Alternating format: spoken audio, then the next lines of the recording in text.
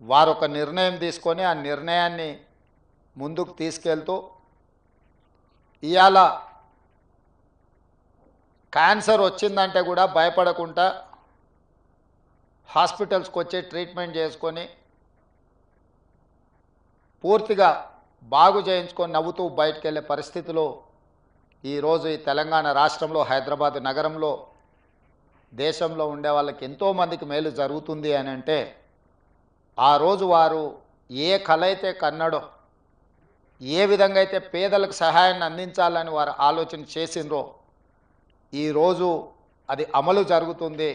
తప్పకుండా స్వర్గంలో నందమూరి తారక రామారావు గారు మనల్ని అందరినీ ఆశీర్వదిస్తాడు. ఇక్కడ ఇందులో ప్రధానంగా భాగస్వామ్యం పంచుకొని ఈ నిర్వహణలో ఈ నిర్మాణంలో ఆర్థిక సహాయాన్ని అందించడమే కాదు, ఇక్కడ సేవలు అందిస్తున్న సిబ్బందికి కూడా ఎప్పుడూ వారి ఆశీర్వాదం ఉంటుంది అని చెప్పి నేను బలంగా విశ్వసిస్తున్నాను, నమ్ముతున్నాను.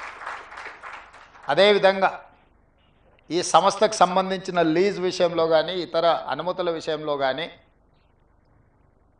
వారు నా దృష్టికి తీసుకొచ్చినంబడే క్యాబినెట్లో పెట్టి తక్షణమే క్లియర్ చేసిన. ఎందుకు అంటే ఈనాడు కొన్ని ప్రత్యేకమైన పరిస్థితుల్లో మేము ఉన్న ఈ హోదా ఈ గౌరవం వారు ఏ స్వార్థం లేకుండా ఏర్పాటు చేసిన ఒక రాజకీయ పార్టీ మాకందరికీ అవకాశం కల్పించింది. ఆ ఆలోచనను ఆ విధానాన్ని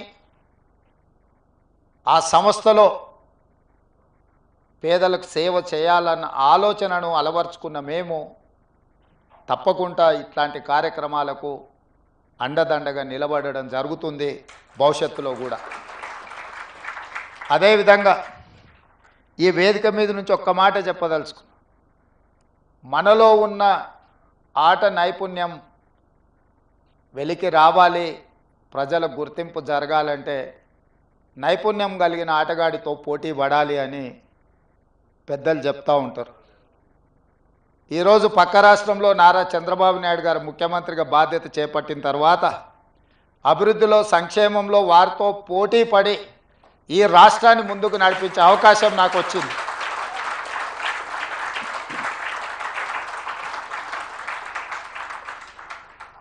గతంలో 12 గంటలు పనిచేస్తే సరిపోతుంది, అంతకు మించి అవసరం లేదు అనుకునేవాడిని.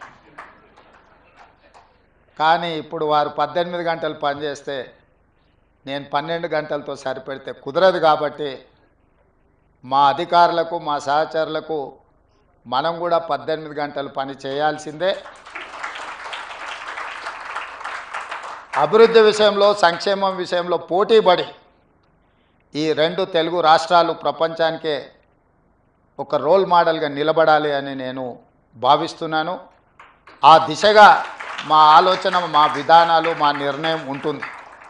అందులో భాగంగానే తెలంగాణ రాష్ట్రంలో చాలా హాస్పిటల్స్, అంటే ఇది Hyderabad is the hub for hospitals, కానీ నా ఆలోచన హెల్త్ టూరిజం హబ్ను ఒకటి క్రియేట్ చేయాలని మా ప్రభుత్వం ఆలోచన చేస్తుంది.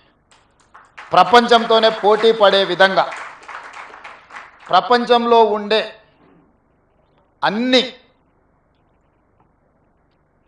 జబ్బులకు సంబంధించి ఇక్కడనే వైద్యం అందే విధంగా ఒక హెల్త్ టూరిజం హబ్ని డిజైన్ చేయాలని ప్రాథమికంగా మేము ఒక అంచనాకు వచ్చినాం.